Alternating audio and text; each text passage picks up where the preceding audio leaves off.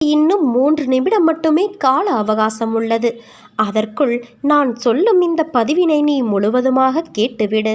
என்னை நிராகரித்து அவமதிப்பு செய்யாதே. பிறகு நீதான் வருத்தப்படுவாய். உன்னைத் தேடி உன் அன்னையான நான் வரப்போகிறேன். அன்பு குழந்தையே, என்னிடம் நீ முழு மனதோடு கேள். என்னிடம் உள்ள அனைத்தையும் நான் உனக்கு தருவேன்.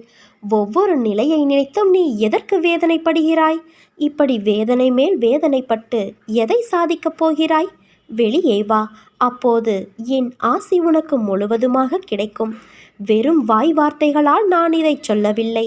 நான் உன்னோடு இருக்கும் பொழுது உன் கவலைகளை என் பாதத்தில் வை. அதன் பிறகு நடப்பதைப் பார். உன்னை படைத்தவள் நான். நம்பிக்கையும் பொறுமையும் கொண்டு இரு. உன் கர்ம பலன்கள் முடிந்துவிட்டது. எப்போது நீ என்னை நினைவில் நிறுத்தி கொண்டு பூஜை செய்தாயோ அப்போதே உன்னுடைய கர்ம பலன்கள் பொடி பொடியாகிவிட்டது.